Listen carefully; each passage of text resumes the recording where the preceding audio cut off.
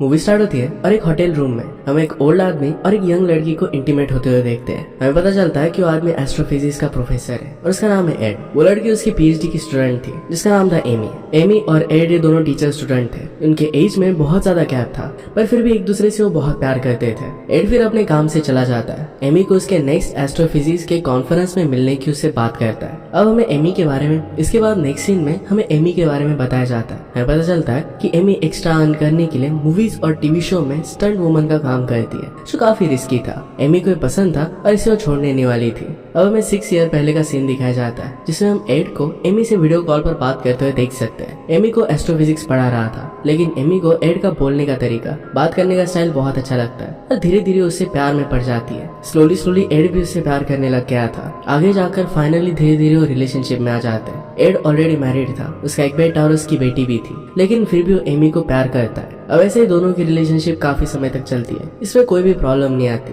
अचानक से एक दिन एड गायब हो जाता है। एक दिन एमी उसे कॉल करती है और एड उसका कॉल नहीं उठाता और बदले में उसे मैसेज भेजता है। इसके बाद फिर एमी के घर पर एक पार्सल आया जिसमें फ्लावर्स और एक डीवीडी थी। इसे प्ले करने के बाद एड का इसमें उसे वीडियो मिला। एड ने एमी के लिए एक मैसेज छोड़ा था। उसने कहा कि मैं तुमसे इतना प्यार करता हूँ कि अगर मर भी जाओ फिर भी तुम्हारे लिए वापस आऊंगा। एमी इन सब बातों से बहुत इमोशनल हो गई। उसे समझ नहीं आ रहा था कि एड ने एक्चुअल में ये वीडियो भेजा क्यों है। इसके बाद एड का स्ट्रिंग थ्योरी पर कॉन्फ्रेंस होने वाला था। इसके बारे में उसने एमी से भी बात की थी। एड वहाँ पर आने वाला है। जिस दिन कॉन्फ्रेंस था एमी उस कॉन्फ्रेंस में आती है। कॉन्फ्रेंस स्टार्ट होने से पहले एमी को एड का मैसेज आता है। उसे कहता है तुम कॉन्फ्रेंस छोड़कर चली जाओ। एमी को लगता है कि एड मजाक कर रहा है क्योंकि पूरी कॉन्फ्रेंस एड की ही थी। एड का लेक्चर अटेंड करने के लिए सारे लोग यहाँ पर आए हुए थे। इसे मजाक समझकर एमी वहाँ से नहीं जाती।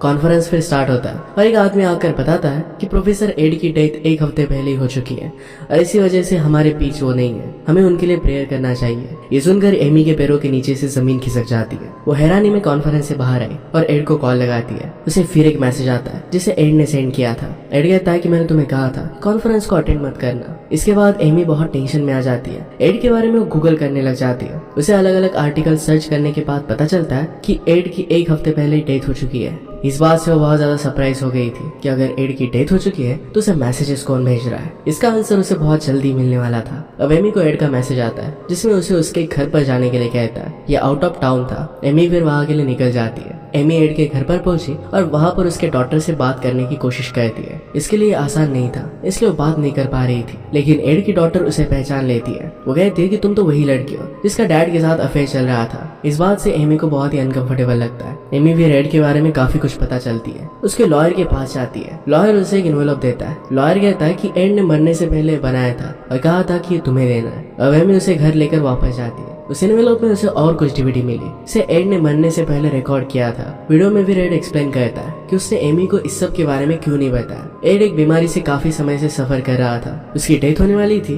और ये बात बताकर वो एमी को दुखी नहीं करना चाहता था, इसलिए उसने अकेले ही जाने का फैसला किया। एड ये भी कहता है कि मैंने सारे मैसेजेस और रिकॉर्डिंग पहले ही रिकॉर्ड करके रखे हैं। टाइम टू टाइम एमी तक ये सब आते रहेंगे। जब तक एमी उसे बुलाकर उसकी यादों को भुलाकर अपनी जिंदगी में आगे नहीं बढ़ जाती तब तक ये मैसेज उसे आते रहेंगे। अगर एमी मूव ऑन हो जाती है तो 11 बार अपना नाम इस नंबर पर सेंड करते हैं और इसके बाद ये सब मैसेजेस आना बंद हो जाएगा। एक्चुअल में एड को पता था कि एमी उससे बहुत प्यार करती है और एड के जाने के बाद उसे बहुत बड़ा झटका लगेगा। उसकी डेथ से उसकी लाइफ बर्बाद हो सकती है, इसलिए एड ने पूरा सिस्टम बनाया था। एमी को अपने जाने के बाद भी लाइफ में आगे बढ़ने के लिए वो मदद करना चाहता था। एड ने एमी की स्टडी सिलेबस से रिलेटेड वीडियो भी बनाई थी जो कि उसे आगे पीएचडी में पास करने में मदद कर सके। एमी उसकी सारी बातें सुनती है पर उसे कुछ फर्क नहीं पड़ता। एड की यादों में वो डिप्रेस रहने लग गई। वो ऐसे स्टंट करने लग गए जिससे उसकी जान को खतरा था, जैसे कि स्कल्पचर मॉडलिंग। इस वर्क में सफोकेशन की काफी चांसेस थे। एमी को एड के काफी मैसेजेस आते हैं, इससे उसे लगता है कि एड कहीं नहीं गया है। अब एक दिन एमी उसी होटल में जाती है जहाँ पर वो और एड मिला करते थे।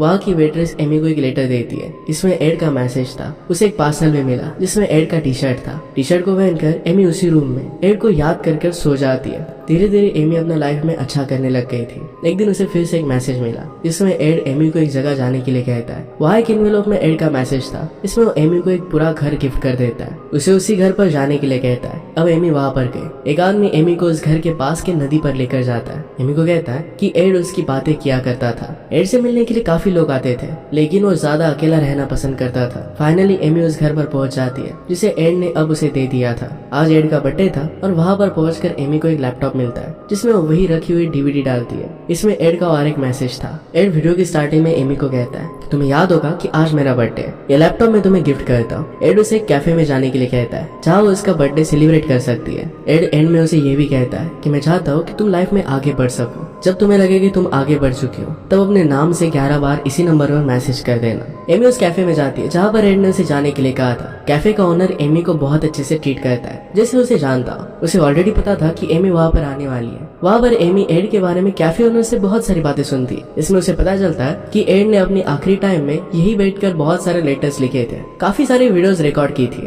यही लेटर्स और वीडियोस आज एमी को मिल रहे हैं। एंड में उसे एक लेटर देता है जिसमें लिखा होता है कि मैंने अभी अभी एक माउंटेन और रिवर को देखा जिसका रिफ्लेक्शन बिल्कुल तुम्हारे चेहरे जैसा था, तुम्हें भी ये देखने के लिए जाना चाहिए। अभी पढ़ने के बाद एमी कैफे से उस नदी के पास जाती है। एक औरत वहाँ पर एमी को हक करती है और नदी के किनारे पर बैठने के लिए कहती है। एमी वहाँ पर बैठी हुई थी और माउंटेन का रिफ्लेक्शन नदी पर गिर रहा था। इस रिफ्लेक्शन में एक लड़की की तस्वीर बन रही थी। ये देखकर एमी बहुत खुश हो जाती है कि एड को वो दिख रही थी। वो एक्साइटमेंट में एड को ऐसा मैसेज कर बताने लगती है, पर फिर उसे रियलाइज होता है कि एड अब उसके साथ नहीं है। इस बात से वो बहुत दुखी हो जाती है। एमी घर पर आई तो एड का एक दूसरा पार्सल उसे मिलता है। इसमें उसे और एक डीवीडी मिली। एमी उसे प्ले कर देखती है। वीडियो में एड ने एमी को कहा था कि मुझे तुम्हारा एक सीक्रेट पता है, ये सीक्रेट तुमने मुझे कभी भी बताया नहीं था। एड ने कहा कि मुझे पता है कि तुम्हारे डैड की डेथ एक एक्सीडेंट में हो गई थी। इस चीज के लिए तुम खुद को जिम्मेदार मानते हो। इसी गिल्ट की वजह से तुमने अपनी मॉम को भी अपने दूर कर दिया है। तुम उससे बात भी नहीं करती। ये सारी चीजें एड ने मरने से पहले एमी के मॉम से जानी थी। एड एमी को कहता है कि तुम्हें इन सब बातों का गिल्ट नहीं रखना चाहिए,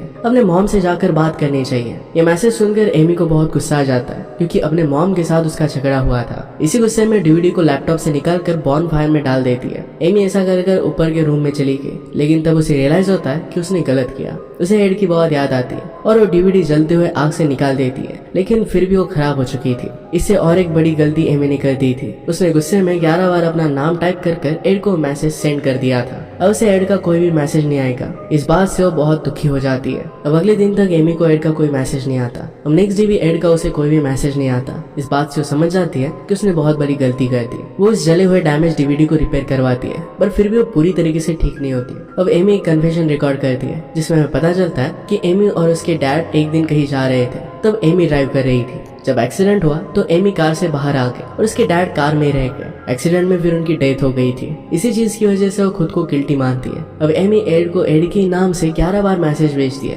ताकि वो वीडियोस और मैसेजेस उसके पास फिर से वापस आ सके, लेकिन ऐसा नहीं होता। अब एमी एड की डॉटर से मिलने के लिए जाती है जो एमी को पसंद नहीं करती थी। इसका रीजन एमी को लगता था कि शायद एड अपने डॉटर को टाइम नहीं दे पा रहा था। वो टाइम एमी के साथ स्पेंड करता था और इसी वजह से शायद एड की डॉटर उससे नाराज होगी। इस पर एड की डॉटर उसे कहती कि ऐसा नहीं था, हमारे फादर हम दोनों ब्रदर सिस्टर से उतना ही प्यार करते थे जितना वो तुमसे करते थे। अब एमी एक डिलीवरी एजेंसी के पास जाती है। उनसे पूछती है क्या एड के नाम से कोई मेरे लिए पार्सल आया है। इस पर वो लोग हाँ कहते हैं, पर उन्होंने कहा कि अब तक वो पार्सल डिलीवर करने का हमारे पास ऑर्डर नहीं आया। एमी फिर समझ जाती है कि ऑर्डर एड का लॉयर ही उन्हें दे रहा है। एमी इसके बाद लॉयर से मिलने के लिए जाती है। उससे आगे आने वाले सारे पार्सल और लेटर्स को देने के लिए कहती है। लॉयर इसके लिए मना कर देता है क्योंकि एड ने उसे स्ट्रिक्ट ऑर्डर दिए थे। लॉयर कहता है कि भले ही अब एड जिंदा ना हो, पर उसने जो भी इंस्ट्रक्ट किया था वो सिस्टम वैसे ही चलेगा। जब तक उसे ऑर्डर नहीं मिलता तब तक उसे आगे लेटर्स नहीं भेज सकता। अब एमी दुखी होकर वहाँ से जाने लग जाती है। एड अपने लास्ट टाइम में क्या कर रहा था ये उसे पता चलता है। वो क्रैब नेबुला नाम की एक इस इवेंट को देख रहा था। एमी भी उसे देखने के लिए जाती है। तभी वहाँ पर एड की डॉटर को उसे कॉल आता है। उसे मिलने के लिए बुलाती है। डॉटर ने उसे कहा कि अब मैं तुम पर गुस्सा नहीं हूँ। उसे अपने फादर का प्यार समझ में आया। आखिर में उसे कैम रिकॉर्डर देती है। ये कैम रिकॉर्डर एड का था। इसे लेकर एमी घर पर आई। एमी ने रिकॉर्डर में चेक किया पर उसे कोई भी वीडियोस या फोटोज नहीं मिलती। अब एमी उसके एक फ्रेंड से मिलती है। उसे बताता है कि एड अपने लास्ट समय में एक सिस्टम बना रहा था जिससे वो हमेशा जिंदा रह सके। ये सब एड का करना उसके फ्रेंड को सही नहीं लगा था। इसी वजह से उसने एड को सपोर्ट नहीं किया। इसके बाद फिर एमी वापस एड के पेरिस के घर पर आ जाती है। उसे लग रहा था कि शायद एड की वहाँ वहाँ पर कोई लेटेस्ट या फिर उसकी कोई डायरी मिल जाए, लेकिन ऐसा होता नहीं। उसे वहाँ पर बोट वाला आदमी एक पर्स देता है जो एक दिन एड के हाथ से गिर गया था। एमी को उसके अंदर कुछ मेमोरी कार्ड्स मिले। एमी ने जब उसे एक्सप्लोर किया तो एड की उसे काफी सारी वीडियोस मिली। ये वही वीडियोस थी जो एड ने एमी के लिए रिकॉर्ड की थी। इसमें कुछ मिस्टेक्स की वजह से वो वीडियो एड ने वापस रिकॉर्ड की थी। इन वीडियोस में एमी देख पा रही थी कि अपने लास्ट टाइम में एड काफी कमजोर हो गया था। उसे छोटी छोटी चीजें याद नहीं आ रही थी। इतनी मुश्किल में भी वो वीडियोस बना रहा था। इस चीज को देखकर एमी रोने लग जाती है। एमी को रियलाइज होता है कि एड जो चाहता था वही उसे करना चाहिए, अपनी लाइफ में मूव ऑन होना चाहिए। एमी फिर अपने मॉम से काफी सालों बाद मिलती है। वो अपने स्टंट का काम भी फिर से करने लग गई, जिससे उसे खुशी मिलती थी। ऐसे ही एक दिन एमी जब अपने घर पर आती है तो उसे पता चलता है कि वहाँ पर चोरी हो गई है। वो टेंशन में आ जाती है।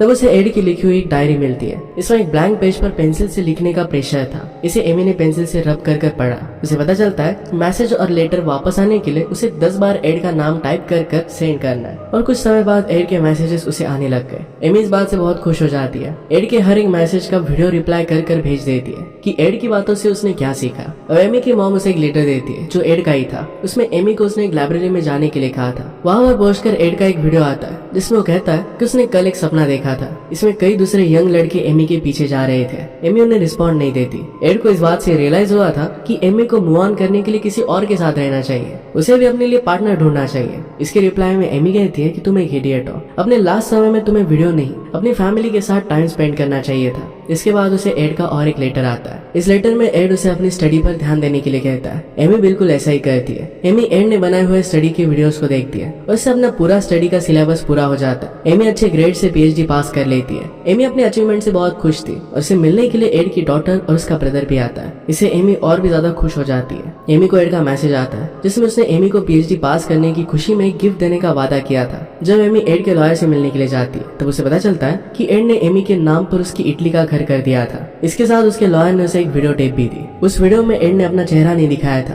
क्योंकि अपने लास्ट डेज की ये वीडियोस थी। इसमें एड एमी से प्यार की बातें करता है और आखिरी बार अलविदा कहता है। अब इसके बाद कोई भी एड का दूसरा वीडियो एमी के लिए नहीं बचा था। ये देखकर एमी बहुत इमोशनल हो जाती है। अब एमी फिर से अपने शहर जाती है जहाँ एक स्टैचू का शोकेस चल रहा था। ये स्टैचू एमी के रोने की वजह से खराब हो गया था, फिर भी अच्छा लग रहा था। इसमें मॉडल एमी ही थी। वहाँ बाहर आकर एमी जॉन से मिलती है। ये वही था जो एड को वीडियोस और लेटर भेजने के लिए मदद कर रहा था। वो एमी को डेट के लिए पूछता है। एमी अपने सपने में जिस लड़के के बारे में बात कर रहा था ये वही था। एड को एमी के लिए लड़का पसंद था। एमी भी फिर इस बात के लिए हाँ कह देती है। वो भी अपनी लाइफ में